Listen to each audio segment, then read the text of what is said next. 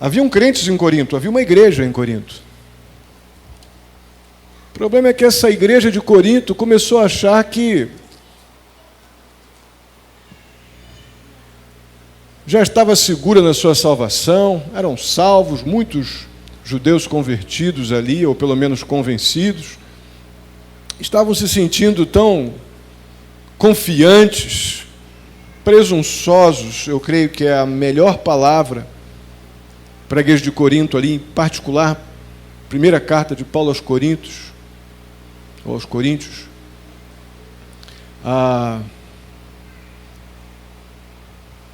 E eu creio que uma das dificuldades morais da igreja de Corinto era a presunção. Como a do nosso, qual é o nome? Avestruz. O significado dessa palavra que mais se aplica à igreja de Corinto, porque o campo semântico da palavra presunção é vasto, mas o que mais se aplica à igreja de Corinto é a sensação ou opinião de grandeza,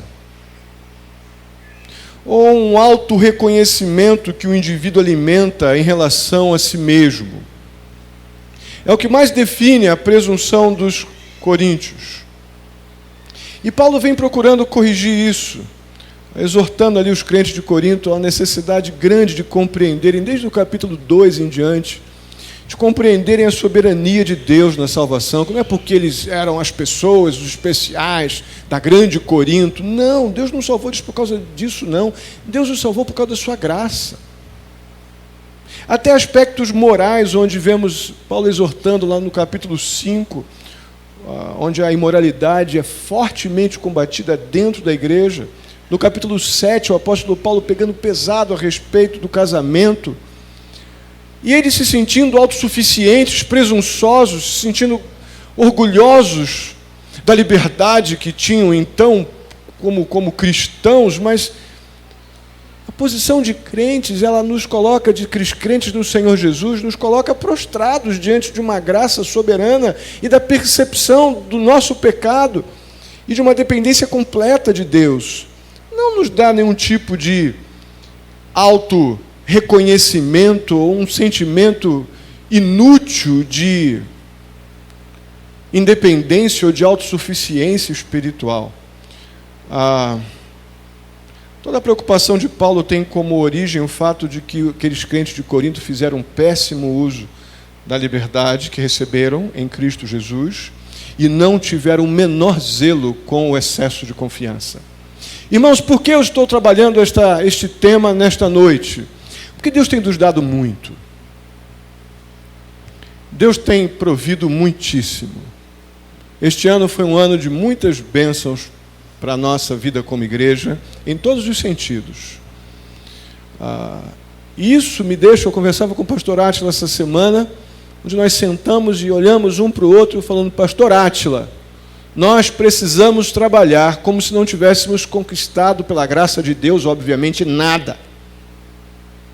Como se tivéssemos com tudo começando do zero. Porque eu já estava em mente, eu estou há algum tempo já em mente com essa forte preocupação, que é o excesso de confiança, os perigos do excesso de confiança. A presunção nos leva a uma posição, um péssimo uso da liberdade que recebemos em Cristo. A presunção nos afasta da dependência completa, nos tira a percepção de a quem servimos e de quem dependemos. E Paulo estava com isso na cabeça, sem dúvida alguma, olhando para a igreja de Corinto. Aí o apóstolo usa no capítulo 10 a ilustração da peregrinação do povo de Israel por 40 anos, do Egito até Canaã, para confrontar os judeus, os crentes de Corinto, os judeus convertidos de Corinto. Eu queria que nós lêssemos juntos capítulo 10, do verso 1 ao 13. Acompanhe na sua Bíblia. Porque não, chegamos lá? Capítulo 10, do verso 1 ao 13. Porque não quero, irmãos, que vocês ignorem o fato de que todos os nossos antepassados Estiveram sobre a nuvem e todos passaram pelo mar. Em Moisés, todos eles foram batizados na nuvem e no mar. Todos comeram do mesmo alimento espiritual e beberam da mesma bebida espiritual, pois bebiam da rocha espiritual que os acompanhava, e essa rocha era Cristo. Contudo, Deus não se agradou da maioria deles, por isso os seus corpos ficaram espalhados no deserto. Essas coisas ocorreram como exemplo para nós, para que não cobicemos coisas mais como eles fizeram. Não sejam idólatras, como alguns deles fizeram, conforme está escrito: o povo se assentou para comer e beber, e levantou-se para entregar-se à farra. Não pratiquemos imoralidade como alguns deles fizeram, e num só dia morreram 23.000. Não devemos pôr o Senhor à prova como alguns deles fizeram e foram mortos por serpentes. E não se queixem como alguns deles se queixaram e foram mortos pelo anjo destruidor. Assim, essas coisas aconteceram a eles como exemplos e foram escritas como advertência para nós sobre quem tem chegado o fim dos tempos. Assim, aquele que julga estar firme, cuide-se para que não caia. Não sobreveio a vocês tentação que não fosse comum aos homens, e Deus é fiel. Ele não permitirá que vocês sejam tentados além do que podem suportar, mas quando forem tentados, Ele mesmo lhes providenciará um escape para que possam suportar. Vamos orar. Santo e amado Deus, mais uma vez te honramos, ó Pai, pelo privilégio que temos de prestar este culto ao Senhor, esse culto de gratidão. Eu peço a Ti, em nome de Jesus, que o Senhor nos conduza à Tua vontade pela Tua palavra. Assim, ó Pai, clamamos, no nome santo do Teu Filho. Amém. Os israelitas usaram, na ilustração que o apóstolo Paulo está recapitulando, usaram de maneira errada a liberdade que haviam recebido da parte de Deus, caíram em idolatria, caíram em imoralidade, em rebeldia. E de acordo com o verso 27 do capítulo 9, capítulo anterior, diz que eles foram desqualificados, ou na NVI diz reprovados. Foram abençoados por Deus tremendamente, mas foram reprovados, porque eles usaram muito mal os privilégios de terem sido tão premiados por Deus, tão abençoados por Deus, usaram mal a liberdade das bênçãos recebidas. E é sobre esse perigo exatamente que nós devemos também cuidar. Irmãos, nada mais deplorável do que depois de recebermos as bênçãos espirituais tão desejadas, tão pedidas, por mau uso das bênçãos que Deus nos concede, estejamos entre aqueles que o apóstolo Paulo diz no verso 27, então, do capítulo 9, que foram reprovados, perderam privilégios espirituais. E é sobre isso que nós falaremos um pouco nos próximos minutos, bem poucos minutos, na verdade. Mas antes de falar sobre os problemas ou aquilo que os pecados que eles cometeram por terem se desviado da essência das bênçãos espirituais recebidas, o apóstolo Paulo lembra das bênçãos. Quais foram as bênçãos? Eles foram guiados por nuvens, presença de Deus. Deus se fazia visível de dia nas colunas de nuvens, quando eles caminhavam do Egito para Canaã, e se fazia visível durante a noite nas colunas de fogo que os dirigiam nesta caminhada. Depois vocês podem abrir em Êxodo 16, 17, que vocês vão ler mais sobre isso. Aí depois no verso 2 nós vemos que em Moisés todos eles foram batizados na nuvem e no mar. A ideia é que Moisés, como líder, a pessoa que Deus colocou como autoridade direta dele na condução do seu povo, havia um relacionamento sobrenatural entre eles e Moisés, e essa presença especial, esse relacionamento especial de Deus com Moisés, do povo com Moisés, fez com que o apóstolo Paulo mencionasse essa expressão batizados, ou seja, completamente ligados a liderança de Moisés e a presença de Deus, tanto na nuvem, na presença diurna da convivência com o Senhor na caminhada no deserto, como no contexto da abertura do mar, onde Deus se mostrou poderosamente presente.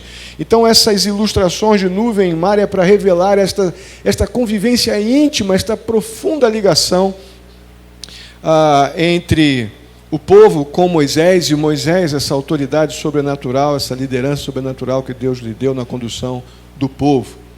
Bênçãos espirituais. O verso 3 diz que todos comeram do mesmo alimento espiritual. Sem dúvida alguma, comer, além da provisão do ensino da parte de Deus, ministrado por Moisés ao povo, eles comeram literalmente aquilo que manifestava uma presença, uma provisão de Deus espetacular, que é o maná. Deus deu o pão dele, dizendo: eu estou aqui não somente para guiar, mas também para sustentar, para prover, para guardar, para levar vocês de forma segura para o lugar que eu ordenei.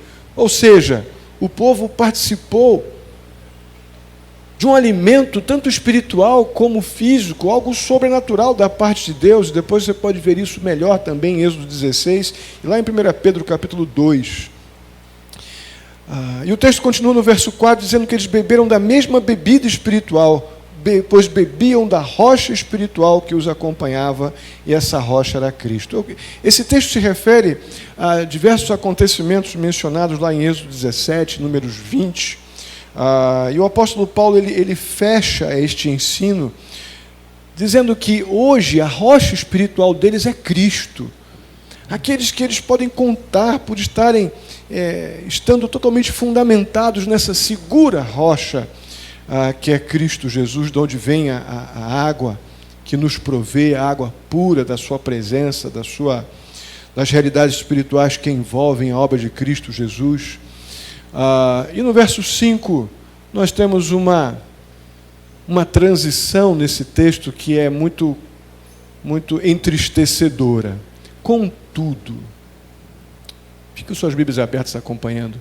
Contudo, Deus não se agradou da maioria deles, por isso os seus corpos ficaram espalhados no deserto. Irmãos, pode-se até pensar que todos esses privilégios espirituais eram resultado assim de um sucesso espetacular, né? Parecia que eles estavam sobrando, voando. Mas esse contudo que nós vemos aqui, essa conjunção adversativa que a gente pega aqui nesse começo do verso 5, nos faz pensar num triste, muito triste contraste. O que a gente percebe aqui que são pessoas privilegiadas, pessoas que têm o privilégio de receber bênçãos espirituais maravilhosas, podem, pela sua própria negligência, contar com o desagrado do Senhor. Pessoas que foram, de forma grande, abençoadas por Deus, pelo mau uso da liberdade, pelo abuso, pelo excesso de confiança, pela falta de dependência do Senhor, podem sim experimentar o total desagrado do Senhor. É o que vemos no verso 6. Ou melhor, o verso 6 dá continuidade, então, à reflexão do apóstolo Paulo, quando ele diz: essas coisas ocorreram como exemplo para nós, para que não cobicemos coisas mais como aqueles homens fizeram. Irmãos, o fracasso de Israel foi que eles cobiçaram o maneirismo do mundo. Eles cobiçaram a maneira do mundo fazer as coisas ou de ter as coisas. Eles cobiçaram as práticas do Egito. Apesar de estarem sendo tão abençoados por Deus, eles cobiçaram as coisas que haviam no Egito, em lugar de desejar o Senhor e o maná da providência de Deus. Foi isso que aconteceu, foi esse tipo de cobiça. Eles queriam as coisas, não queriam abrir mão das bênçãos, mas também queriam um controle sobre as bênçãos. Eles não queriam de forma alguma negar a Deus, mas queriam botar Deus no seu controle, debaixo do seu senso de importância. Aí o apóstolo Paulo ele menciona 4 pecados que o povo cometeu e que os coríntios estavam sem dúvida alguma na mesma direção e que nós podemos também estar. E nós temos que levantar todos os alertas para entrarmos neste ano, não com uma autossuficiência pecaminosa, não com excesso de confiança que vai nos fazer perder a perspectiva ou nos colocar numa posição de reprovados aos olhos de Deus. Mas vamos entrar com toda a percepção, toda a dependência, e se há alguma confiança, essa confiança é no Senhor, para que não sejamos reprovados. Porque aqueles crentes de Corinto, como o povo lá do passado que o apóstolo Paulo menciona, eles, sem dúvida alguma, eles se tornaram idólatras. O verso 7 nos diz: não sejam idólatras como alguns deles foram. Irmãos, que desastre isso. Os israelitas mal tinham saído do Egito quando se entregaram à idolatria. E essa idolatria citada pelo apóstolo Paulo é aquela que quando Moisés desce do Sinai com as placas, com a lei, ele contempla um show de horrores. E a gente pensa em idolatria apenas na perspectiva de alguém diante de uma imagem se dobrando com velas acesas. O que aconteceu ali embaixo, o que Moisés contemplou quando desceu do monte, foi um show de orgia. Eles não queriam a ausência de Deus, eles queriam lá o bezerro. Então deixa o bezerro lá, nós não negamos a Deus, mas nós queremos os prazeres do Egito.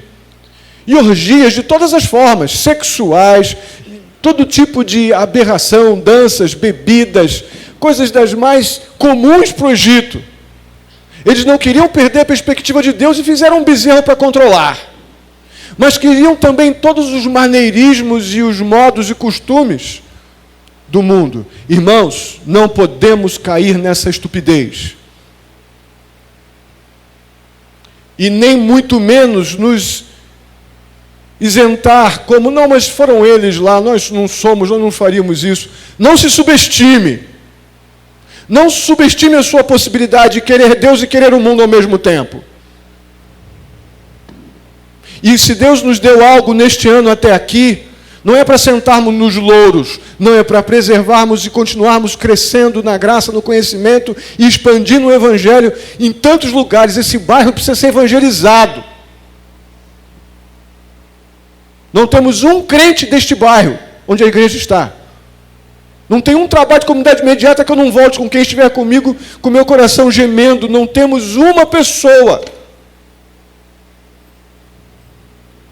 nesse bairro aqui.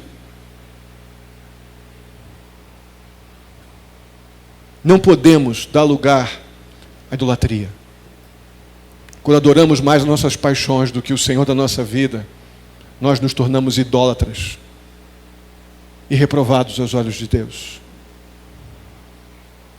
O outro pecado cometido, cobiçado, desejado, está no verso 8. Não pratiquemos imoralidade como alguns deles fizeram. O texto diz que por causa disso, num só dia morreram 23 mil. Essa referência aqui é o que aconteceu lá em Israel, no contexto do povo com as mulheres moabitas. Depois vocês podem ver em Números 25, versos de 1 a 9.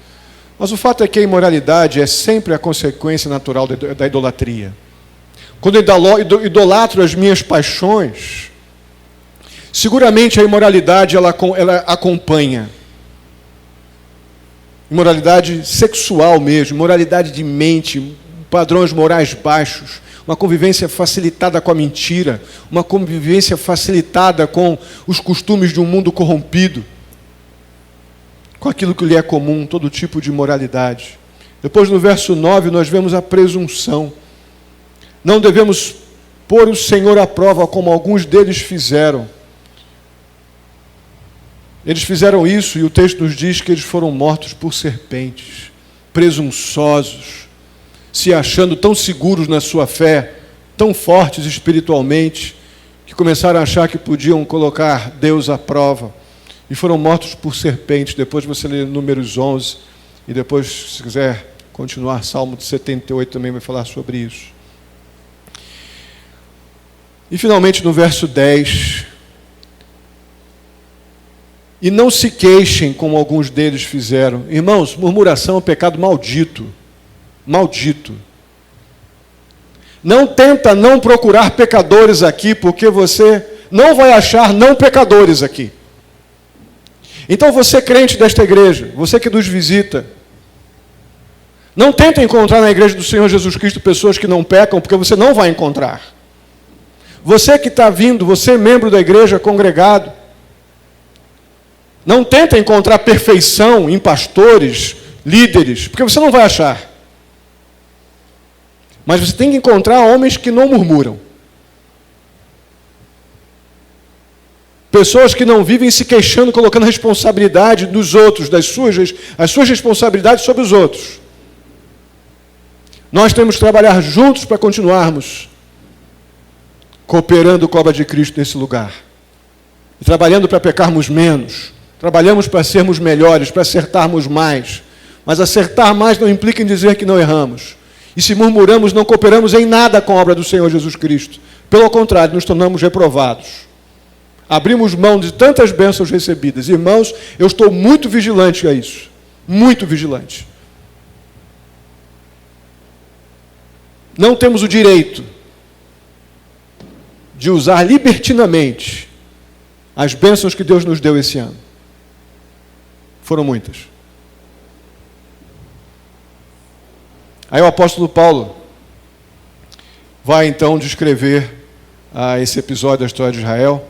E no verso 11 ele diz: essas coisas aconteceram a eles como exemplos e foram escritas como advertência para nós, sobre quem tem chegado os fins dos tempos. Irmãos, nós já estamos realizando ou vivendo debaixo da realidade do fim dos tempos. É uma realidade espiritual, eu todo ano falo isso. Contudo, estar no final dos tempos não significa menospressão, mas para os crentes confessos, crentes fiéis à palavra do Senhor, isso, sem dúvida alguma, aumenta grandemente as nossas lutas. O fato de estarmos no final dos tempos, para aquele que ama Jesus e vive batalha pela fé que um dia foi entregue aos santos, grandes lutas nós teremos que passar. Muitos apertos, de momentos difíceis. A tentação não fica mais fraca com o final dos tempos, ela fica mais intensa e muito difícil. A seriedade nas decisões nossas pela fé, elas não diminuem, pelo contrário, elas assumem uma magnitude muito grande. Viver como homens e mulheres de fé num tempo final é desafiador. Falava com a Alcione lá no hotel em São Paulo ontem à noite. Quantidade de homens e mulheres andando por todos os lados. E a tendência que nós acabamos tendo, quando os poderes políticos, sociais, as instituições aprovam, a tendência do ser humano, de forma geral, é pela convivência começar a achar que é natural. Mas não é e nunca vai ser. E não tem para mim a apostasia que vemos que vai anteceder a vida do Senhor Jesus, é muito mais sutil do que pensamos. A apostasia é você, como crente no Senhor Jesus, lidar com uma situação de imoralidade como essa que estamos vivendo, de respeito aos casamentos, às uniões estáveis, às uniões homoafetivas, e tratarmos como se fosse algo comum. É daí que vem a apostasia. A negação da fé não vem de coisas tão escancaradas, não, irmãos. É muito mais sutil. É quando nós passamos por uma situação como essa e tratamos como se não estivesse acontecendo nada. Permanecer na fé como crentes no Senhor Jesus até o fim vai demandar empenho, mais do que em qualquer outro tempo. É por isso então que vem a advertência do verso 12. Assim aquele que julga estar em pé ou estar firme, cuide para que não caia. É por isso que vem essa afirmação. Paulo vai se dirigir a esses crentes porque ele está realmente preocupado com a fragilidade daqueles crentes que estão se sentindo os tais. Eu agora sou da Igreja Batista, lá a gente aprende muito a Bíblia. Está achando mesmo que isso é apenas ler a Bíblia e vir aqui e dizer que é da igreja que estuda muito a Bíblia vai resolver teu problema espiritual? Experimenta ler a Bíblia e não viver a palavra de Deus, para saber o que vai dar. Você está achando que porque participa de uma igreja, está numa igreja que aqui nós ensinamos a palavra de Deus, somente sentar aí é suficiente? Experimenta não pôr teu joelho no chão e não clamar a Deus que aquilo se torne real na tua vida, para você ver como você vai conseguir ter um bezerro de ouro e ser um imoral do outro lado. Nós temos que lutar. Aquele que está em pé, ou aquele que julga estar firme, diz respeito sem dúvida alguma aquelas pessoas que se sentem fortes. E aqui em particular é a custa dos fracos. Não, eu sou tal. Não, esses aqui é que Paulo está dizendo, olha, e fiquem muito espertos para que vocês não caiam. Não está falando de salvação, não, irmãos. Está falando da disciplina de Deus, que Deus vai disciplinar sim. Deus vai, por amor, nos corrigir. Deus vai, por amor, nos disciplinar nos nossos devaneios. E assim vamos estar reprovados, como diz aqui no verso 27 do capítulo 9. Mas reprovados não para sermos abandonados, mas reprovados para sermos corrigidos e começarmos do jeito certo. Essa é a grande bênção da vida com Deus. É por isso que não sobreveio a vocês tentação que não fosse comum aos homens. Por quê? Porque Deus é fiel. Ele não permitirá que vocês sejam tentados além do que podem suportar. Mas quando forem tentados, Ele mesmo lhes providenciará um escape para que possam suportar. Irmãos, nós não seremos tentados acima do que podemos pensar. Esse texto ele foi escrito exatamente com a intenção de nos manter firmes e não presunçosos. E é com esta postura que eu queria que nós ficássemos de joelhos. Não como presunçosos, autoconfiantes, mas como homens e mulheres totalmente dependentes, que não cobiçam as práticas do mundo, mas querem fazer a vontade de Deus. Vamos ficar de joelhos e vamos orar.